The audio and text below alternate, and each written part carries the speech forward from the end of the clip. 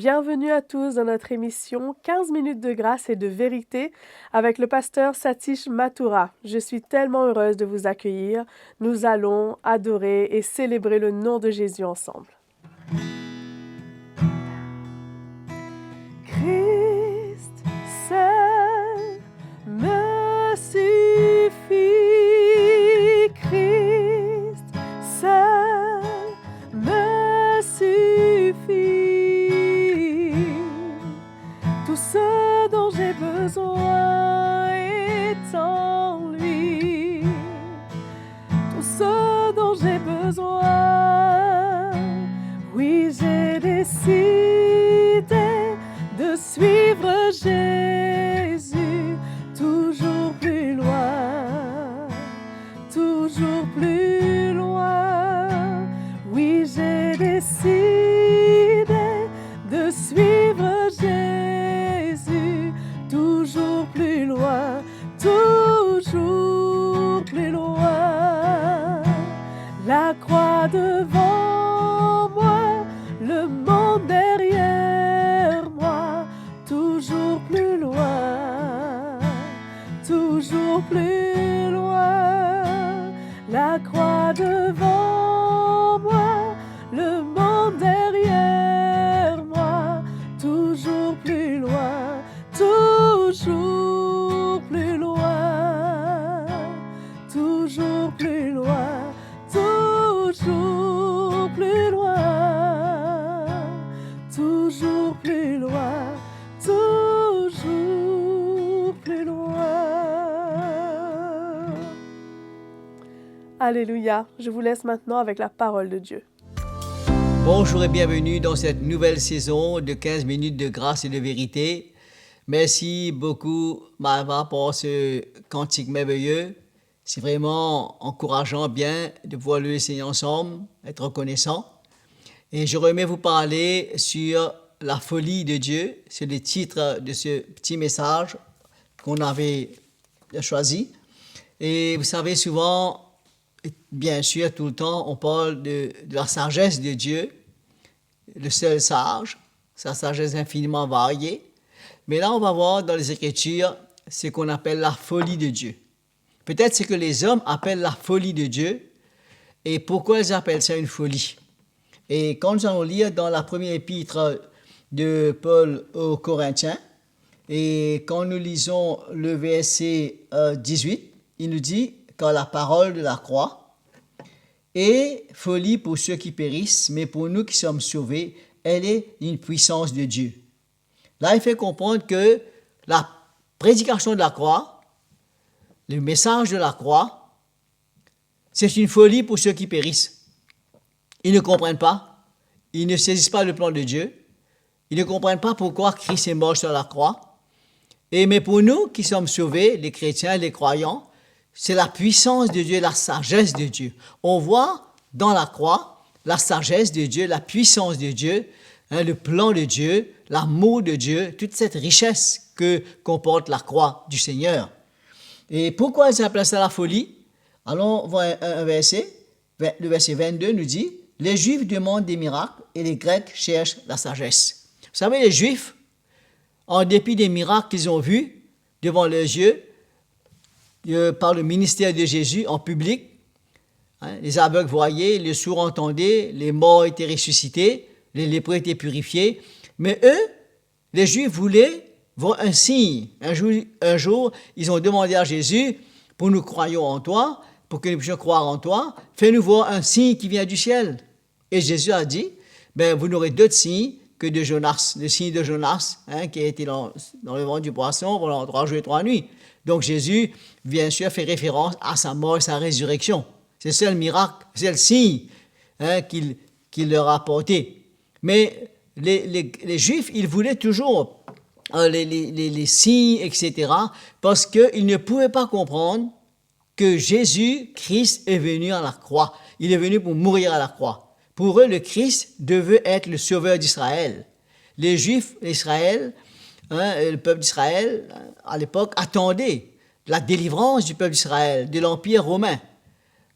Et le peuple d'Israël a été vraiment sous l'Empire babylonien, perse, grec et finalement sous l'Empire romain. Et ils attendaient un Messie, un sauveur, afin qu'ils puissent être libérés, que la nation d'Israël soit rétablie, qu'ils aient un roi. Donc ils voyaient tout dans le naturel, mais ils étaient un peu déçus quand Jésus était venu, parce que Jésus a annoncé la bonne nouvelle du royaume des cieux. Il a annoncé la bonne nouvelle du royaume de Dieu. Il a annoncé la repentance, et ils étaient un peu déçus. Donc, de ne pas voir ce sauveur, ce conquérant, ce roi qui va rétablir la paix, qui va combattre pour eux, etc. Ils croyaient que le Messie devait être comme cela. Mais quand Jésus est venu, ils ont été déçus. Ils ne pouvaient pas comprendre et accepter comment Jésus est allé à la croix. La croix était réservée pour les brigands, pour les malfaiteurs. Comme il est écrit, maudit est quiconque pendu au bois. Donc, pour eux, la croix, c'est pour des maudits. C'est pour des brigands, des criminels. Et Jésus a été mis au nombre de malfaiteurs, il a été crucifié en 2 brigands. Ils ne pouvaient pas comprendre la sagesse de Dieu, le plan de Dieu pour le salut des hommes. Ils appelaient ça une folie. Et les Grecs, eux, ils demandent la raison, le rationnel. Les Grecs, c'était des grands penseurs, des grands philosophes, comme on le sait, avec beaucoup de légendes concernant le Fils, concernant la résurrection, concernant tout ça. Donc finalement, les Grecs cherchent la sagesse.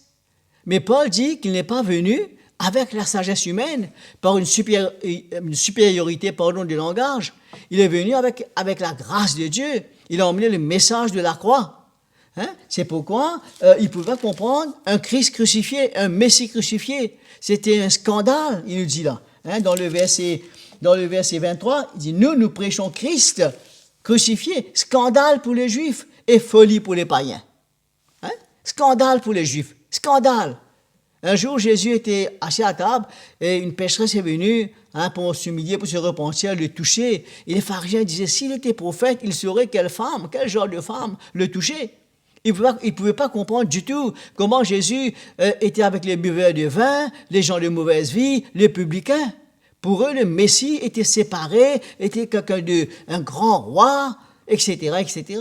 Donc finalement, mais il nous dit dans le verset 25 que la folie de Dieu est plus sage que les hommes et la faiblesse de Dieu est plus forte que les hommes. Ce qu'ils appellent la folie, c'est la sagesse de Dieu, c'est la puissance de Dieu, c'est le plan de Dieu. C'est pourquoi Paul a prêché Christ crucifié. Verset 21 nous dit, puisque le monde avec sa sagesse n'a pas connu Dieu dans la sagesse de Dieu, il a plu à Dieu de sauver les croyants par la folie de la prédication. Ce qu'ils appellent la folie, Dieu utilise ce message de la croix pour emmener les hommes au salut, pour faire le plus grand miracle qui puisse arriver dans le cœur de l'homme, la conversion, le changement, la libération. C'est pourquoi il nous dit comment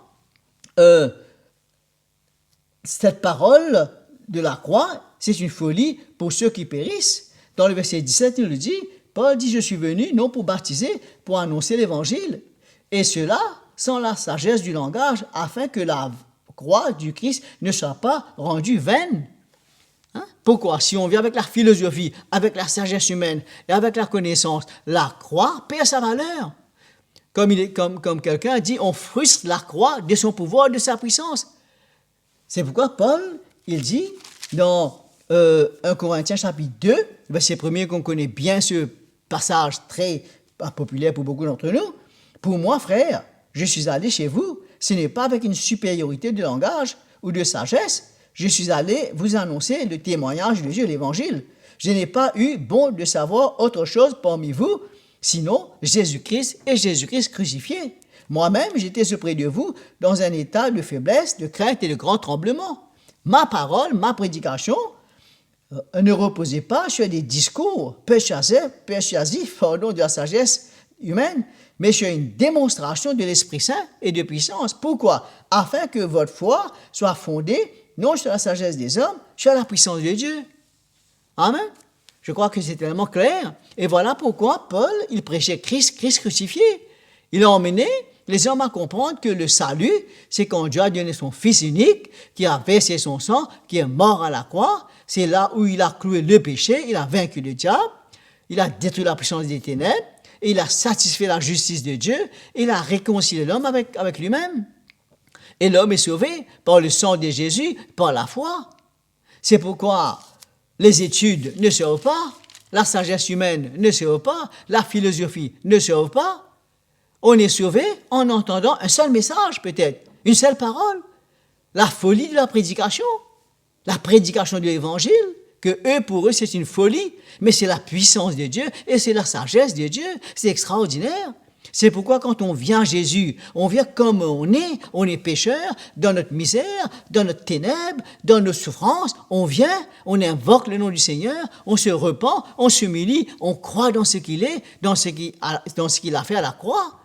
On est sauvé, dans la simplicité de cette manière. Mais eux, les Grecs et les Juifs, ils voulaient le salut par les œuvres, par la loi, à leur manière. Les Grecs voulaient ils voulaient voir une sagesse dedans, ils voulaient voir une philosophie dedans. Ils étaient rationnels, ils voulaient faire de cela un truc qui satisfait leur raisonnement, leur logique. Mais le plan de Dieu, c'est qu'il donne son Fils bien-aimé, qui va mourir comme un sacrifice pour le péché, qui va verser son propre sang pour nous sauver, pour nous libérer, pour nous donner la vie éternelle. Et l'apôtre Paul avait pris une position bien tenace contre ses détracteurs, contre ses persécuteurs. Et pour lui, c'est le seul moyen pour que l'homme soit sauvé. Et c'est pourquoi la folie de Dieu, c'est que eux, ils taxent de folie, c'est la sagesse et la puissance de Dieu. Il nous dit comment le Seigneur, Dieu n'a-t-il pas frappé de folie la sagesse du monde? Dans le verset 20, où est le sage? Où est le scribe? Où est le contestataire de ce siècle? Dieu n'a-t-il pas frappé de folie la sagesse du monde? Au fait, Dieu a démontré que la sagesse du monde, la philosophie, c'est ça la folie. La folie. Au fait, c'est toute une nuance, comment le Seigneur a prouvé et a démontré sa sagesse et son plan et sa volonté par Jésus-Christ. Il dit le monde, il dit comme ça, il dit dans le verset, il dit dans chapitre 2, verset 8, aucun des princes de ce siècle ne l'a connu, la sagesse précieuse de Dieu. Verset 7. S'il l'avait connu, il n'aurait pas crucifié le Seigneur de gloire.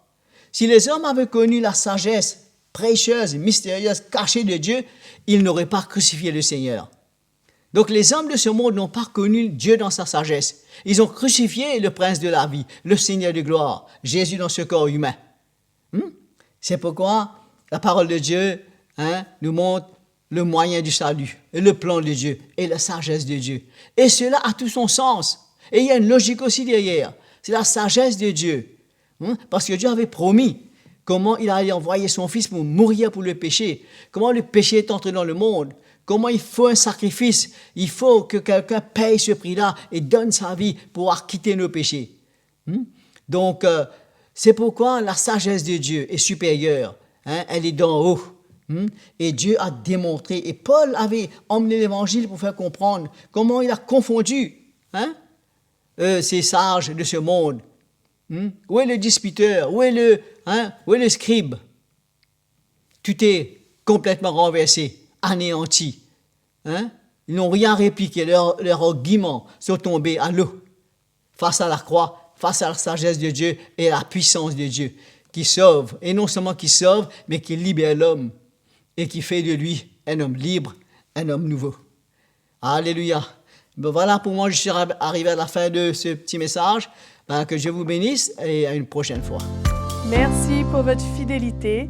Aimez, partagez cette vidéo et n'oubliez pas, abonnez-vous à notre chaîne YouTube CTMI et pour ne rater aucun prochain épisode, cliquez sur la petite cloche sur votre écran. Et si vous voulez nous écrire, si vous voulez nous poser des questions ou pourquoi pas un témoignage, écrivez-nous à l'adresse qui s'affiche sur votre écran. À bientôt!